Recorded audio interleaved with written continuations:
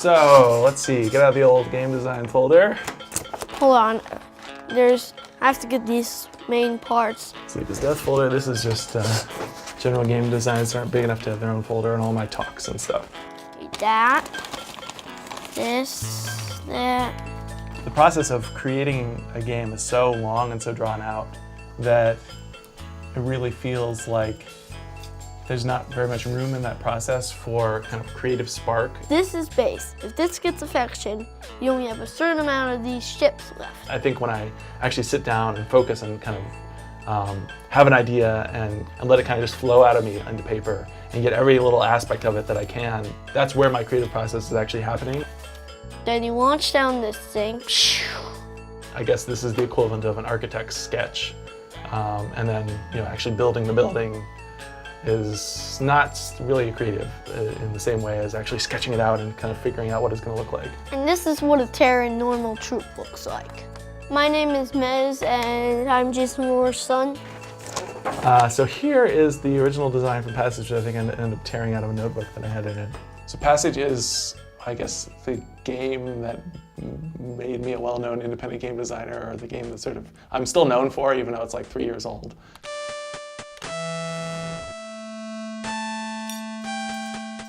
So Passage is a game about the feelings I was having as I think I was approaching my 30th birthday, just kind of thinking about my own mortality, thinking about passage of time in my family as my first child, Mez, was getting older, and my second child was going to be born any day. So all those kinds of thoughts swirling around in my head and staring at myself in the mirror and looking at myself get older. I was trying to figure out how to condense those things down into, build it and weave it through an interactive game.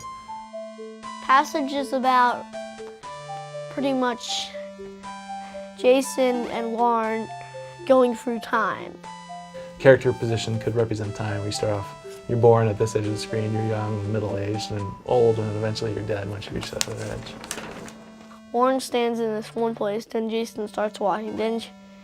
Then once he goes past her, she starts walking with her. And they get older until Lauren dies, and then Jason, and then. How do you feel about that? It's weird.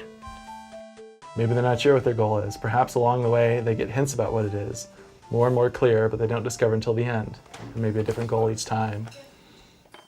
I mean, I guess in some ways I sort of looked at it as kind of like a love letter to my wife in a way. I thought it was beautiful and full of enormous meaning personally to our family. There is this trade-off in the game between like the single, like footloose kind of life and the life of compromise, which is the life with another person. You can do more things if you don't have to compromise with someone, if you don't have to bend with someone. Like a hard path and an easy path, where the hard path has some kind of reward on it. I know, like if he was alone and working, he would be working 24 hours a day. That would be fine. It's just that he chose to have, a family, and family is really important to him. I don't like this, Dad.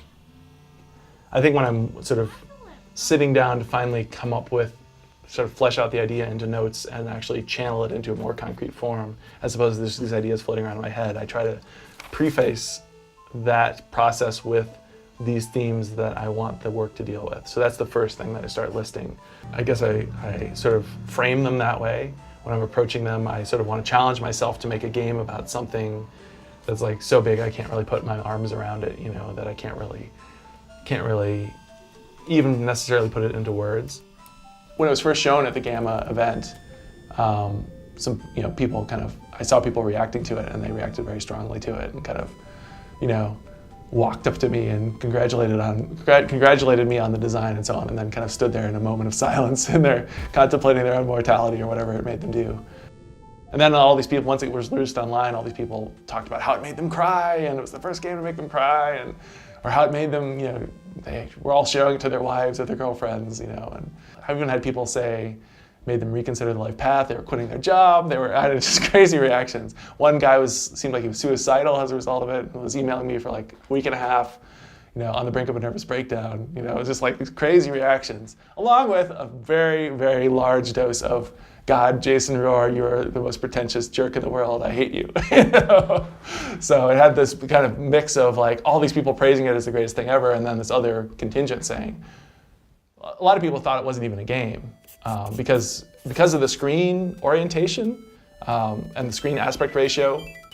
If you're not paying attention and you don't try pressing all 4 arrow keys, the easiest thing to do is just to walk to the right and just hold down the right arrow key. And you might not notice that you can actually walk down, and there's a whole maze and other stuff down there, other gameplay elements down there. So there's like, probably like 50% of people just saw this little strip, saw a little guy standing in it, and said, oh, I guess I'm supposed to walk to the right, and just walked to the right for 5 minutes and watched a little movie of them holding down the right arrow key as they meet the wife and go through their age progression and then die. And that made some of them cry, but for other ones they said, well, this isn't even a game, it's just a movie where you hold down a button. I'm like, guys, try pushing it down.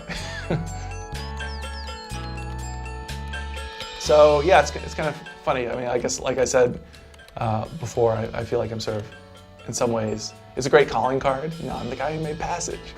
But on the other hand, it's also the sort of thing to overcome because, you know, I've got to try to make a game that's even better than that, or that people will appreciate even more than that somehow. You know, I guess people also dismiss me because I'm the guy who made Passage, you know, for the people who didn't like it.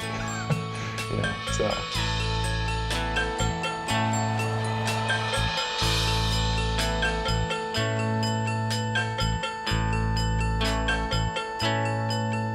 You just know what I do. When I play this game, I just keep pressing, I hold down the key and you keep walking. It's just so weird. You never have any shops.